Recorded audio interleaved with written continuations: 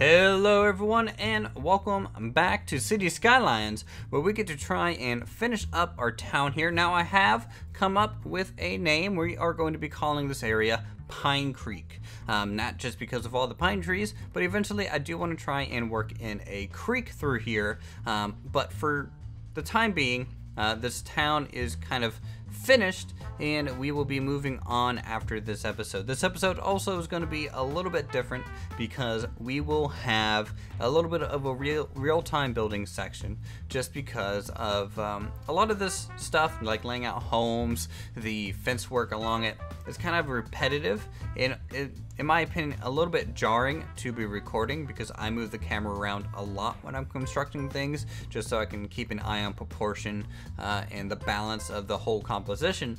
So that is why we are changing things a little bit for this episode. It's not going to be a permanent thing. It might pop up every now and then if I think the speed build section is either too repetitive or just not interesting enough to comment on.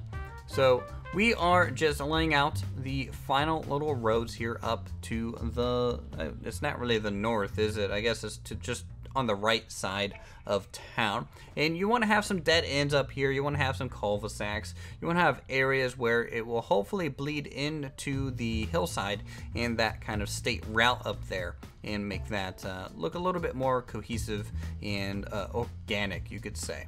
We have the town hall there in the middle, and that's just on the other side of the park from the church, and that's kind of balancing out hopefully the civic buildings from the left and the right side. And we are just going in with some Reco homes to quickly fill out all these little plots and lands. Now, you know, we are hand placing every single structure. I'm not using zoning tools at all for this.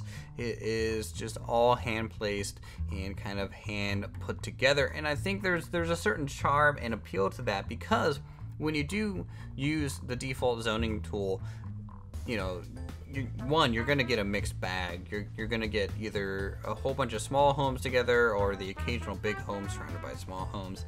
And they also aren't really that close to each other. The plots are pretty well spaced and might not look as dense as you might otherwise see. So you can see a lot of our homes here are right next to each other, you know, half a grid space separation there. And this is kind of accurate as to what you might see in a small American town. You know, the homes, you know, they might have a decently sized backyard or a decently sized front yard, but generally the spacing in between the left and the right, you know, isn't all that big, and you get just these nice rectangular kind of slabs spaced out there. We will be working in some larger buildings. This is kind of created by going through in multiple stages. So we laid out the smallest homes first in kind of a random assortment and across the board, just so that we kind of have an interesting space to work with. We are then going to slowly increase the home size as we move about the town, and, you know, increase them, you know, near the cul-de-sac areas or the dead end streets where you might see kind of the larger homes up there away from everyone else to be living. And then you just kind of had to find your footing with a lot of these buildings. Use Reco, get them all placed, and move it tool to get the angle right in some cases, and you can even throw in a parking lot across one so it looks a little bit like a actual little small apartment building. You know, these small towns do have apartment buildings.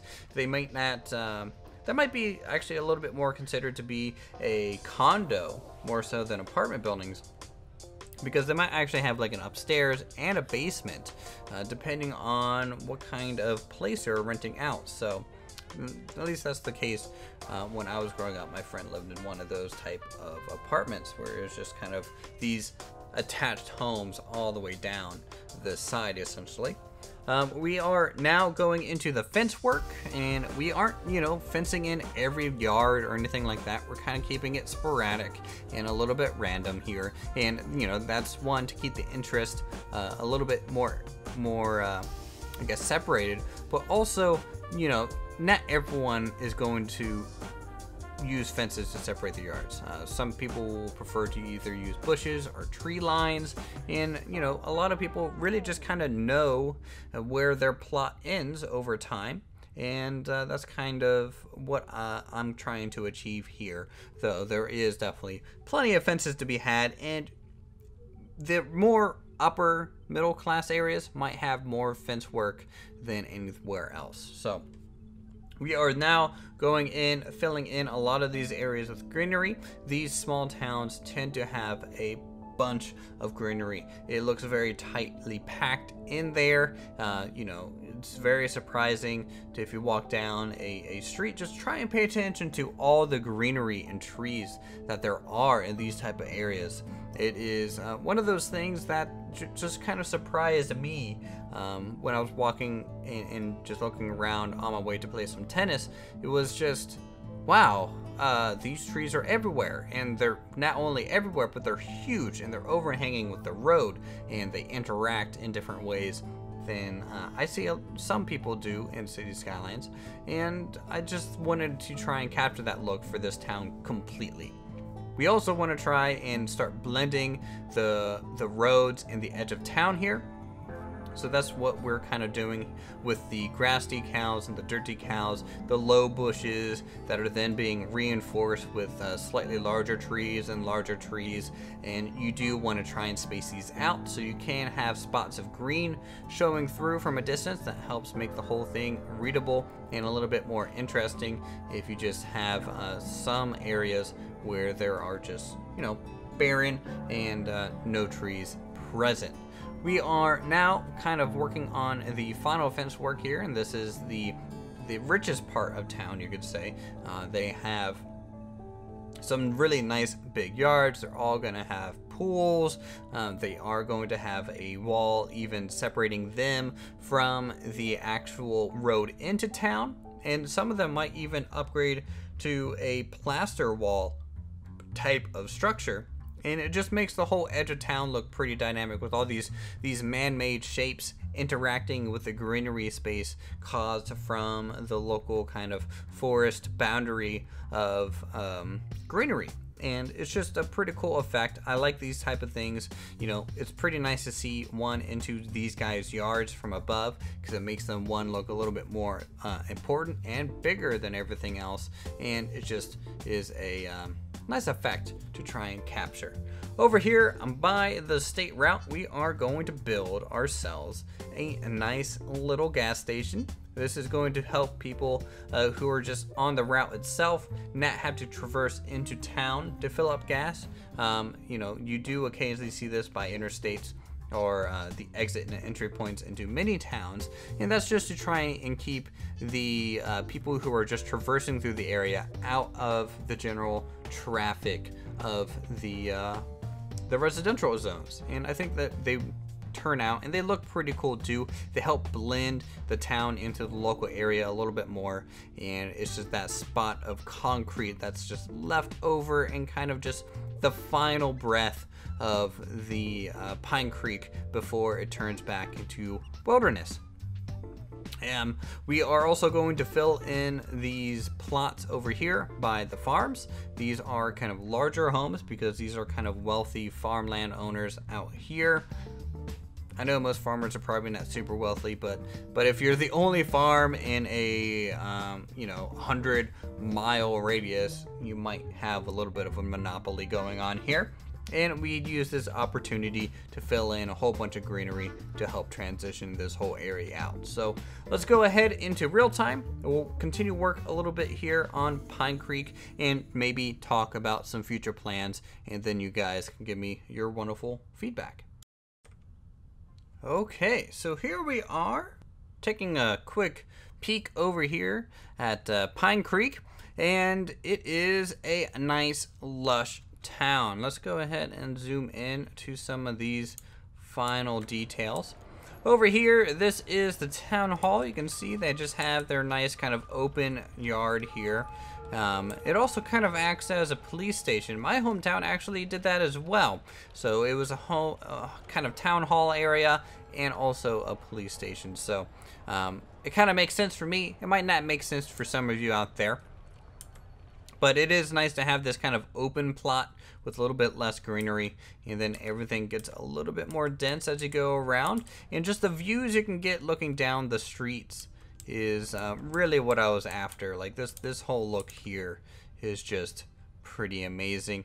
And you know, trucks and things are kind of routed around certain structures in our town. So you know, a lot of this main street's kind of shut off.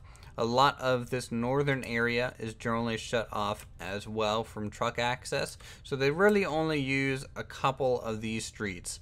Otherwise, they use some alleyways to get around, or they have to kind of cut through the whole farmland or go around the town in general. And hopefully that'll help traffic throughout the whole city.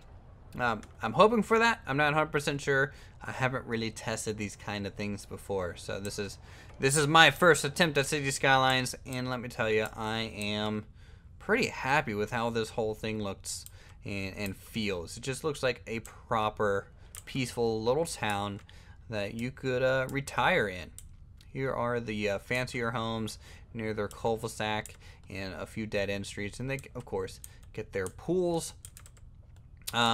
We have, you know, some homes here along the farmlands as well. So let's, before, you know, we do a little bit of real-time planting of trees and things along that railroad to the south, let's just talk about stuff that we either need to add or potentially could add to the region. So zooming out here, you can kind of see how much we have, I guess space-wise. This isn't even really half of the map. We can either start moving off to the left here immediately and bring the train line with it as well. And this plot here, I'm either thinking we could build our first actual proper power station that's going to supply power to a lot of this region. And we can also build a smaller town, you know, just something transitional into this other area here. I was thinking about a town here that might actually bridge across using this island as some supports, because our river is pretty wide, and eventually maybe even build a town on this side of the river as well, just spanning it. You can even get maybe, you know, some industrial on this spot. You know, we have a lot of options, and hopefully you guys in the comment sections can give me some direction that you might seem necessary for our town. You know, we have farmland going up here. We have, you know, our first town, and even from above, I just love the looks of this and just how you know, the centralized location is very concrete heavy, and then it just kind of fades away into these trees and this path along here. Other than that, we can continue work on this town if you guys want, and maybe build some things up on this side of the road. You know, possibly some more cottages and homes. Our population is actually kind of low if you think about it.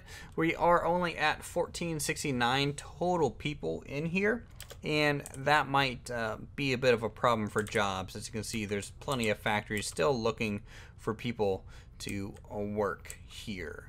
But beyond that, I think that's pretty much where we're at in the series. Let's just go ahead and see if I can't finish this little detailing element here. First things first, though, I gotta turn down the graphics just a little bit.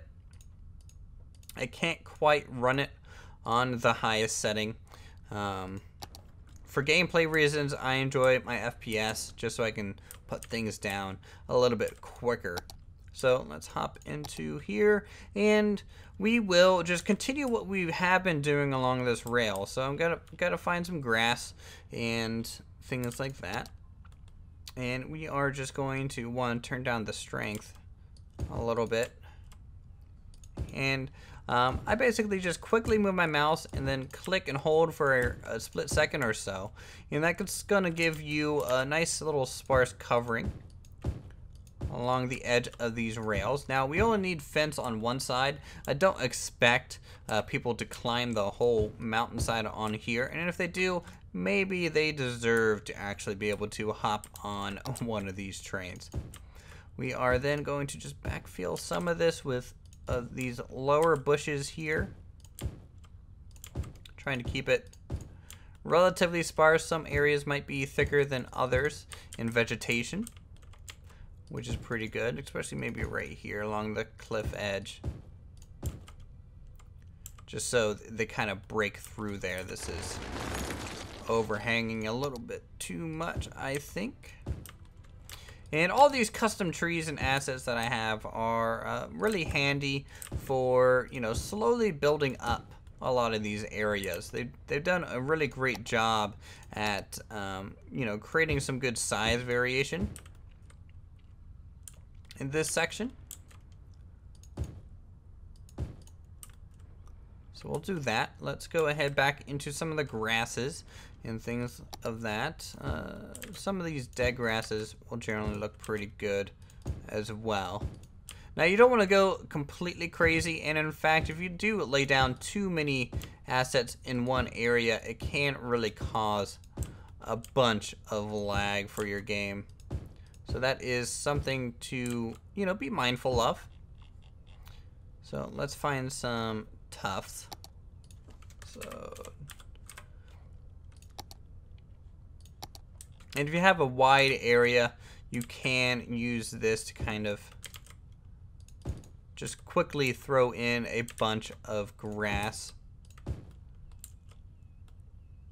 There we go. And the reason I'm doing the edge here of this train so much is just because eventually I do want to make a video going around and actually taking a ride on our main train lines here. And to do that, I really want these things to be pretty detailed, just so when you're in that part of the video, it will look pretty good. So let's do, we have to go back into this menu here. We'll change the tree type just a little bit here and there, just so we can get that continued variety. And this area here might be a little bit more sparse, just simply due to the power lines, though these ones down here with the wind turbines are kind of temporary. This is kind of currently how we're getting our power to the town. Once we actually make the proper power station, this will probably and most likely change.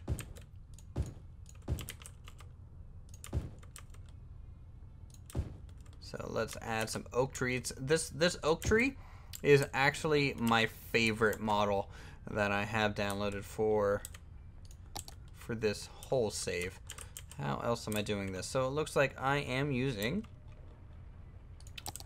some of these around here. Also, these leafy green elements are great. There we go, and that looks pretty good. Sometimes I feel like Bob Ross when I am recording. You know, you kind of have a short time limit here, just to, you have to do this relatively quick or else people get bored with their video. So let's plop that down. That looks pretty good. Maybe a few vines. I believe that's what these are. And technically they're, I guess they're called lantana, but I don't really know what those are. To me, they just look like ivy type of things. And then we can move into some bushes, some just different bushes types. Here we go. And this is essentially what I do. Just like that. And I think, I mean, I'm not going to be able to get this much detail in there. Like, I could put some rocks, but this edge here is a little interesting. So, tell you what, just to finish it off, we are going to find some grass decal. And this dry grass is great for just kind of blending some of these areas together. It'll help soften up the edge along this cliff face, I think. And the whole time I'm holding right click, the decal is slowly spinning, so it is changing kind of the orientation of these things. And you can even change the grass type a little bit here and there if you want. Not too much. Yeah, see, that just Looks a little weird right there at the edge of that cliff. Okay. So I think that looks pretty good. I hope you guys agree. Yeah, so when the train comes through here, it'll look pretty special for them. And from above, it just makes that whole area feel just that much more complete. Now, I'm not going to go into that crazy amount of detail everywhere on the map because, you know, I would spend 20 years doing so. I just want to try and blend it outwards along the main central areas and go from there. So I think this is it currently here for Pinecreek. Go ahead, if you guys enjoyed the episode, feel free to subscribe to my channel for more creative goodness such as this. Also, go ahead, make sure to leave a like so I know you guys enjoy Cities Skylines. And also, go ahead and leave a comment down below on what you might want to see built next here on the series. Until then, thank you guys so much for watching, and I will see you in the next episode.